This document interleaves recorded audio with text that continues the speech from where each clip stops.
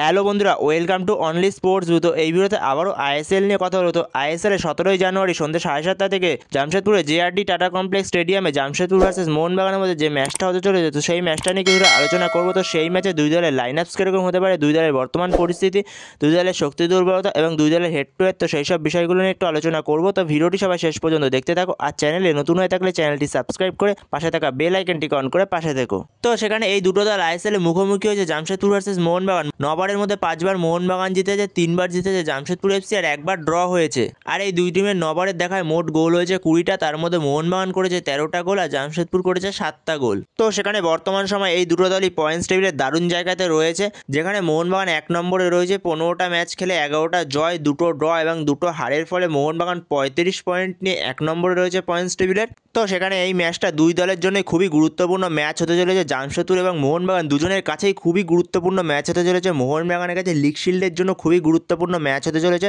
Mohun Bagan league শিল্ডের দৌড়ে অনেকটাই এগিয়ে রয়েছে, 8 পয়েন্টের গ্যাপে রয়েছে বেঙ্গালুরু এফসির থেকে। তো সেখানে মোহনবাগান যদি এই ম্যাচটা জিতে যেতে পারে, মোহনবাগান বেঙ্গালুরুর থেকে 11 পয়েন্টের গ্যাপে চলে যাবে। তো সেখানে মোহনবাগানের কাছে সুবর্ণ সুযোগ রয়েছে। এর সঙ্গে জামশেদপুর এফসির জন্য খুবই গুরুত্বপূর্ণ একটা ম্যাচ হতে চলেছে এই ম্যাচটা। তো সেখানে জামশেদপুর এফসি যদি এই ম্যাচটা মোহনবাগানকে কোনো কারণে হারিয়ে দিতে পারে, তাহলে জামশেদপুর এফসি তারা 2 নম্বরে উঠে আসবে বেঙ্গালুরুর থেকে পয়েন্ট বেশি নিয়ে। জামশেদপুরের পয়েন্ট হয়ে যাবে 15 ম্যাচে 30। তো সেখানে এই ম্যাচটা দুই দলের কাছে খুবই গুরুত্বপূর্ণ একটা ম্যাচ হতে চলেছে, যেখানে মোহনবাগান এবং জামশেদপুর দুজনের কাছেই গুরুত্বপূর্ণ ম্যাচ এই ম্যাচটা। যেই টিমই জিতবে সেই টিমের জন্যই খুবই গুরুত্বপূর্ণ রেজাল্টটা, যেখানে মোহনবাগান বেঙ্গালুরু এফসির থেকে লিগ শিল্ডের দৌড়ে অনেকটাই এগিয়ে রয়েছে, 8 পয়েন্টের গ্যাপে রয়েছে। এফসি গোয়ার থেকে 9 পয়েন্টের গ্যাপে রয়েছে। তো যদি এই ম্যাচটা মোহনবাগান জিততে পারে, তাহলে মোহনবাগান বেঙ্গালুরু এফসির থেকে 11 পয়েন্টের গ্যাপে চলে যাবে এবং এফসি গোয়ার থেকে 12 পয়েন্টের গ্যাপে চলে যাবে। তো দারুণ জায়গায় চলে যাবে মোহনবাগানকে ধরাছোঁয়ার বাইরে চলে যাবে বেঙ্গালুরু এফসি। এবং তার সঙ্গে জামশেদপুর এফসির জন্য খুবই গুরুত্বপূর্ণ এই ম্যাচটা। যদি জামশেদপুর এফসি এই ম্যাচটা জিততে পারে, জামশেদপুরের এখন পয়েন্ট হলো 14 ম্যাচে 27। তাহলে জামশেদপুর যদি এই ম্যাচটা জিততে পারে, তাহলে জামশেদপুরের পয়েন্ট হয়ে যাবে 15 ম্যাচে 30। জামশেদপুর 2 নম্বরে উঠে আসবে, কারণ তারপরে এই ম্যাচটা জামশেদপুরের হোম গ্রাউন্ডে জেআরডি টাটা কমপ্লেক্স স্টেডিয়ামে। তো এমনি জামশেদপুরের হোম গ্রাউন্ডে ম্যাচ খেলতে গেলে অনেকটাই ক্লান্তি আসে, অনেকটা জার্নি করে যেতে হয়। আর যেহেতু অ্যাওয়ে ম্যাচ সবসময় টিমেদের জন্য একটু টাফ ম্যাচ হয় অ্যাওয়ে ম্যাচ, তো সেখানে মোহনবাগান যদি এই ম্যাচটা জিততে পারে, মোহনবাগান লিগ শিল্ডের দৌড়ে অনেকটাই এগিয়ে যাবে। তো মোহনবাগানকে ধরাছোঁয়ার বাইরে চলে যাবে বেঙ্গালুরু এফসি অনেকটাই, এবং জামশেদপুরের জন্য খুবই গুরুত্বপূর্ণ ম্যাচ। তো সেখানে যদি এবার দুই দলের শক্তি দুর্বলতা নিয়ে কথা বলা যায়, যেখানে জামশেদপুর এফসি 14 ম্যাচে গোল করেছে 22টা এবং গোল খেয়েছে 23টা। তো সেখানে জামশেদপুর এফসি অ্যাটাকটা মোটামুটি ঠিকঠাকই রয়েছে, 14 ম্যাচে 22টা গোল মানে ঠিকঠাক রয়েছে। অ্যাটাকে গোল করছে অ্যাটাকাররা। তো সেখানে জামশেদপুর এফসির ডিফেন্সটাই দুর্বল, যেখানে জামশেদপুর এফসি ডিফেন্সে 23টা গোল খেয়েছে। তো সেখানে জামশেদপুর এফসি গোল খেলেও জামশেদপুর এফসি কিন্তু বর্তমান সময় পয়েন্টস টেবিলে 3 নম্বরে রয়েছে। তো সেখানে দারুণভাবে ইমপ্রুভমেন্ট করেছে পরের দিকে জামশেদপুর এফসি। তো সেখানে বর্তমান সময় জামশেদপুর এফসির ডিফেন্সটাও সুন্দর লাগছে দেখতে, যেখানে জামশেদপুর এফসি গোল খায়নি লাস্ট কিছু ম্যাচ ধরে বেশি, মোটামুটি কিছু ম্যাচে গোল খায়নি, কিছু ম্যাচে 2-1টা গোল খেয়েছে। তো সেখানে জামশেদপুর এফসি দারুণ ফুটবল খেলছে। তো সেখানে কিছু ম্যাচে গোল খেয়েছে, তো কিছু ম্যাচে গোল খায়নি জামশেদপুর এফসি। তো সেখানে জামশেদপুর এফসি দারুণ ফুটবল খেলছে। এই সময় জামশেদপুর এফসি বর্তমান সময় 3 নম্বরে রয়েছে। তো সেখানে জামশেদপুর এফসি টপ 4-এর রেসে খুব সুন্দরভাবে এগিয়ে যাচ্ছে। তো সেখানে জামশেদপুর এফসির জন্য এই ম্যাচটা তো খুবই গুরুত্বপূর্ণ একটা ম্যাচ হতে চলেছে। এর সঙ্গে যদি মোহনবাগানের শক্তি দুর্বলতার কথা বলা যায়, তো সেখানেই মোহনবাগানের শক্তি দুর্বলতা নিয়ে বেশি কিছু বলার নেই। মোহনবাগান সব জায়গাতেই দারুণ ফুটবল খেলছে, যেখানে মোহনবাগানের ডিফেন্স থেকে শুরু করে মাঝমাঠ থেকে শুরু করে অ্যাটাক থেকে শুরু করে প্রত্যেকটা জায়গাতেই মোহনবাগানের প্লেয়ার্সরা দারুণ ফুটবল খেলছে।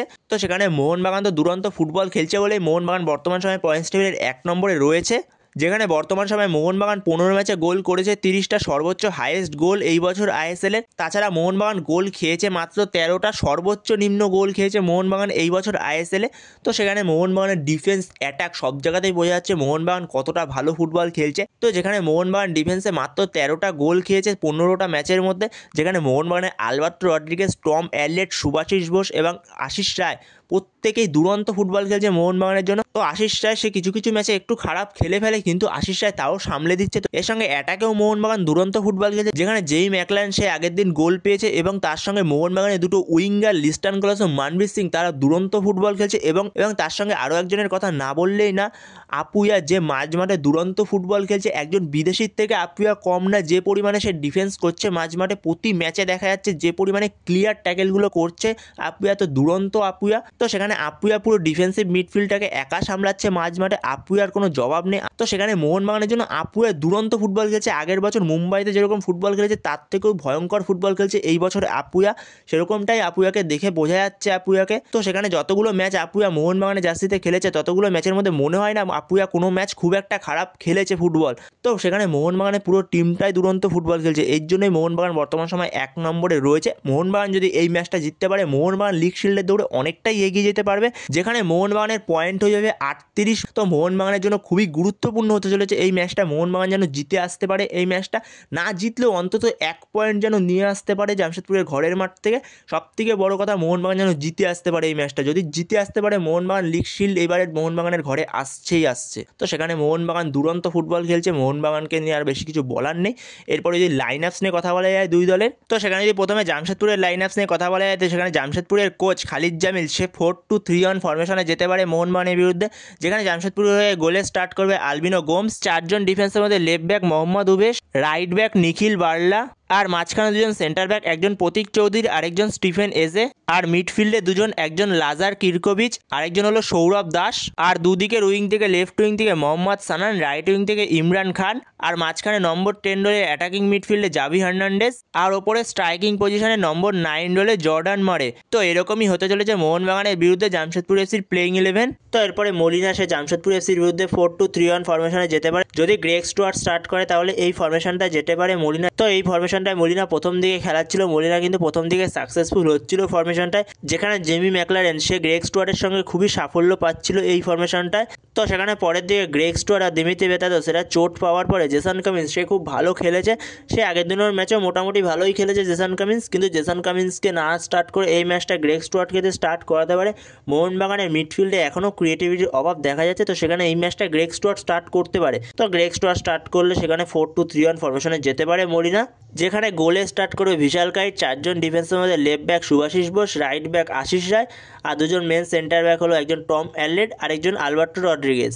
এরপরে মিডফিল্ডে 2 জন, মিডফিল্ডে একজন হলো আপুয়া আর একজন সাহাল অথবা দীপক তাংরি। সাহালই স্টার্ট করবে কারণ সাহালকে বেশি ভরসা করছে মলিনা, তো সাহালকে দিয়ে স্টার্ট করাবে মলিনা। আর দুদিকের উইং থেকে লেফট উইং থেকে লিস্টন গুলাসো, রাইট উইং থেকে মানবীর সিং, আর মাঝখানে নম্বর 10 রোলে অ্যাটাকিং মিডফিল্ডে গ্রেগ স্টুয়ার্ট, আর ওপরে একজন স্ট্রাইকার জেমি ম্যাকলারেন। আগের দিন দেখা গেছে যেটুখানি সময় গ্রেগ স্টুয়ার্ট খেলেছিল সে কতটা এফেক্টিভ হয়েছিল ম্যাচের মধ্যে। তো সেখানে গ্রেগ স্টুয়ার্ট না থাকায় গ্রেগ স্টুয়ার্টের অভাব তো বোঝাই যাচ্ছে, মোহনবাগান টিমে ক্রিয়েটিভিটির অভাব বোঝাই যাচ্ছে প্রতি ম্যাচেই। তো সেখানে কিছু ম্যাচে জেসন কামিন্স সে ভালোই খেলেছে, কিছু ম্যাচে বলতে না, সে আগের দিনের ম্যাচটাও ভালো খেলেছে। তো তার আগের দিন তো হায়দ্রাবাদ ম্যাচটা জেসন কামিন্স অসাধারণ খেলেছে, তার সঙ্গে আগের দিনের ম্যাচটাও জেসন কামিন্স ভালোই খেলেছে। জেসন কামিন্সের কর্নার ফ্রি কিকগুলো সে খুব ভালো রাখছিল, তো সেখানে জেসন কামিন্স খুবই ভালো খেলছিল। তো সেখানে এই ম্যাচে যেহেতু অ্যাওয়ে ম্যাচ আর জামশেদপুরের মতো একজন প্রতিপক্ষ, তো সেখানে গ্রেগ স্টুয়ার্টকে হয়তো এই ম্যাচে দরকার হতে পারে। তো সেখানে যদি মলিনা চায় সে আগের দিনের লাইন আপসে যাবে, যেই লাইন আপসে সে খেলছে যে 4-4-2 ফরমেশনে, তো সেই ফরমেশনেও যেতে পারে। তাহলে সেই ক্ষেত্রে গোলে স্টার্ট করবে বিশাল কাইত, 4 জন ডিফেন্সের মধ্যে left back Subhasish Bose, right back Ashish Rai, 2 জন centre back Tom Aldred, Alberto Rodriguez, আর মাঝমারে 2 জন আপুয়ার সঙ্গে সাহাল অথবা দীপক তাংরে। সাহালি স্টার্ট করবে, আর দুদিকে উইং থেকে লেফট উইং থেকে লিস্টন গ্লাসো, রাইট উইং থেকে মানবীর সিং, আর ওপরে 2 জন স্ট্রাইকার জেমি ম্যাকলারেন আর জেসন কামিন্স। তো জেসন কামিন্স সে মেনলি জেমি ম্যাকলারেনের একটু পেছন থেকে খেলবে, সে মেনলি ক্রিয়েটিভিটির রোলটা প্লে করবে। তো মোহনবাগান যদি সেম প্লেইং 11-এ যেতে চায় তো সেখানে এরকমই হবে মোহনবাগানের প্লেইং 11টা। তো সেখানে মলিনা আরও একটা কাজ করতে পারে, জেসন কামিন্সের জায়গায় জেমি ম্যাকলারেনকে ইউজ করতে পারে 4-4-2 ফরমেশনে গিয়েই। তো আমার মনে হয় যদি মলিনা কোনো রকম স্টার্টিং 11-এ চেঞ্জ না করে, যেই ফরমেশনে মলিনা খেলছে তো সেই ফরমেশনেই যাবে। যদি গ্রেগ স্টুয়ার্টকে নামায় তাহলে 4-2-3-1 ফরমেশনটাই বেস্ট অপশন হবে মলিনার জন্য, যেই ফরমেশনটা আগে খেলছিল।